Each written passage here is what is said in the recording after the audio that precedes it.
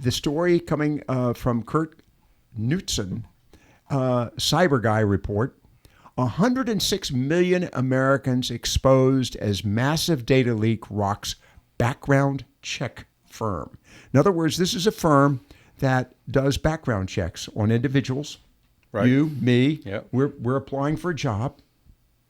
Hot on the heels of the National Public Records data breach, I'm reading from this story, which leaked more than 2 billion records. You did hear that correctly. Billion, not million, 2 billion records. Another background check firm has now had a leak. The company in question is MC2 Date, exposed the sensitive data of around 1/3 of the U.S. population, 106 million, to the entire internet. That's birth dates, that's address, that's phone numbers, that's all the data that's actually gives AI the opportunity to create Stefan Hellersperk, right, or Lockwood, but just Stefan for sure. Yeah, I think you probably, we've gotten to a point that you almost have to just assume that your data is compromised and look at it from the point of protecting yourself as if it has been compromised, whether it has or not. That's not what I wanted to hear. True, but unfortunately, it is what it is. Okay. We're looking at this situation, and by the way, earlier this week, I was talking to our panel of youths. We've restarted a program called Youth Points, and we have a group of teenagers coming in, high schoolers, and I brought up the topic of scams. And there was a letter to the editor in the Carteret County News-Times 2 weeks ago. A lady was very candid about how she got scammed and how she was convinced that she needed to spend $18,000, I think was the amount of money, and I've forgotten what, to keep her out of jail, as I recall. Yeah, there's been a lot of those going around. And I was talking to my panel, and I said, are you more inclined to these scams? And one of them, his grandmother, was scammed as well. Fortunately, the family was able to step in and intercede and keep her from spending the money. In this particular, the letter writer that we're talking about was actually, I think, was buying gift certificates. The gift cards. Gift cards is what they do. They do like Best Buy gift cards or Visa gift cards. Okay, I can sit here with a great deal of confidence and say, well, I'll never get scammed. But I think you're looking at me saying... They have gotten very, very crafty in posing the way they pose their scams to make you believe. Now, I can tell you for certain that there's nobody out there on a government agency or any of that's going to require payment with gift cards. Right, I understand that. But they still... the scams are out there and people get it every day. Yep. All right. The reason I'm talking to you, and again, we're talking with Stefan Hellersperk, again, of ACS Computers, is twofold. Obviously, a lot of this information that is being gleaned through our use of our computer, our digital devices, our cell phones, etc. Right. Looking to you, I'm looking for tips, things that we should do that, and then I'm going to take it to the business side here in a moment. Okay. But what should we do? What would you suggest that we do?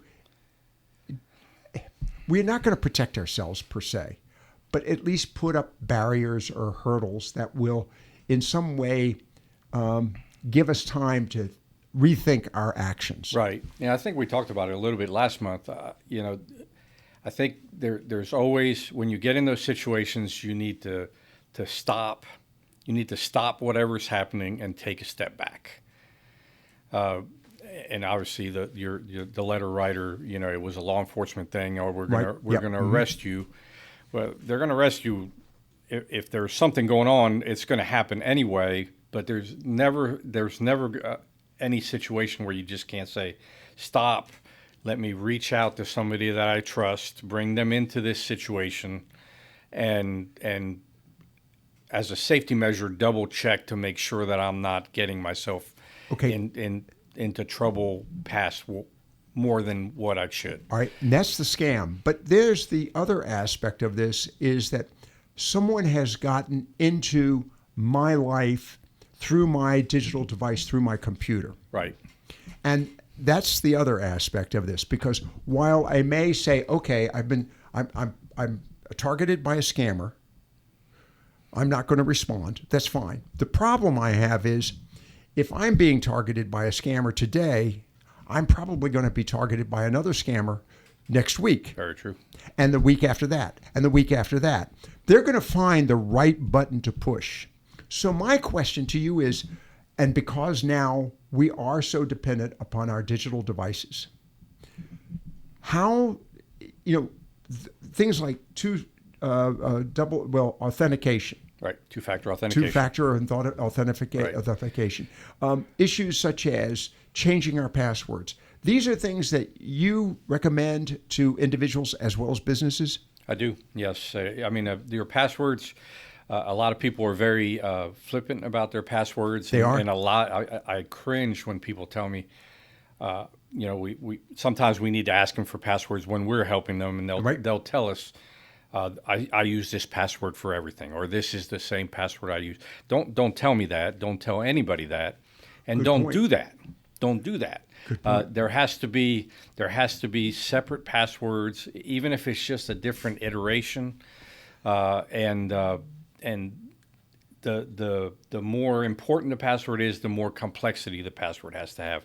As aggravating as it is to have complex passwords and having to enter those every time, the password for your bank, the password for your retirement savings, those need to be different, and they need to be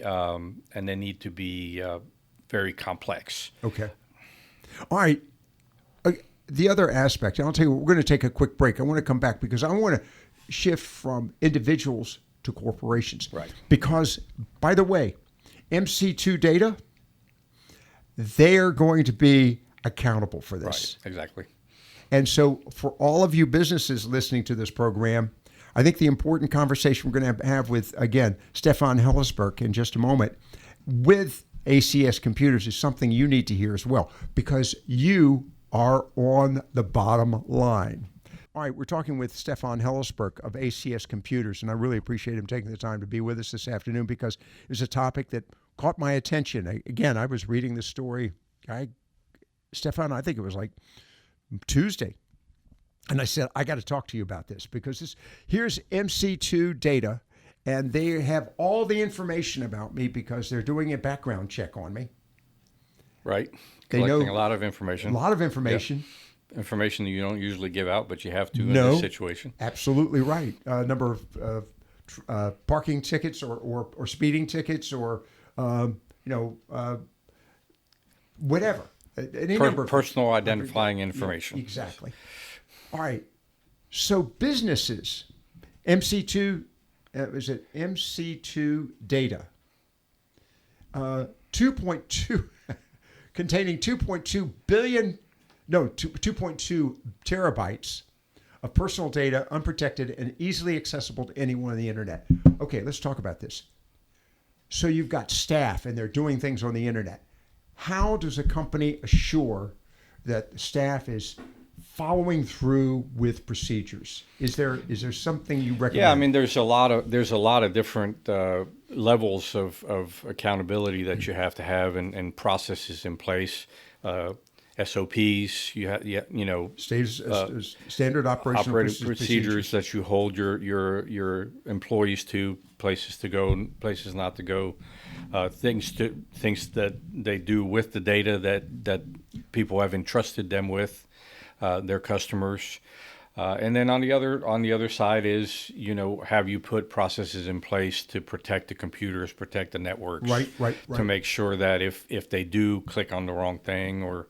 Well, it's not only that. I'm just thinking at the end of the day, is there do you advise businesses to say, okay, there needs to be a procedure for shutdown, procedure for following through on all of this, so that when somebody's walking through the office, they see that the screens are dark, that the that the systems. Yeah, are. that's definitely important, and it's not done overall in a lot of places where if you have a system that has access to customer data, other kind of data, log it off, turn it off to make sure that it can't be remotely accessed if somebody does have a compromised password or username.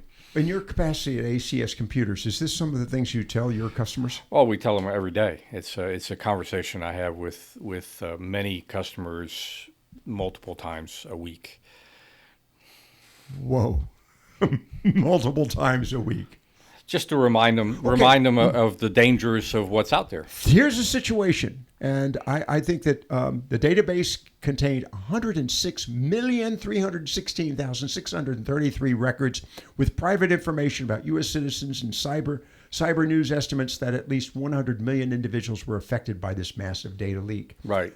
And they are on the hook. And they're on the hook. So what's going to happen is the government agencies are going to come to them. They're going to look at their systems, their processes, and they're going to say, what did you do to protect your customers' data? And if they didn't do enough, they're going to be fined. They're going to be held accountable. They could be criminally liable. ACS Computers, Stefan Hellersperk, I want to thank him for being here. Appreciate you for having me. No, this is an important story, and that's why we're continuing to do these series of interviews.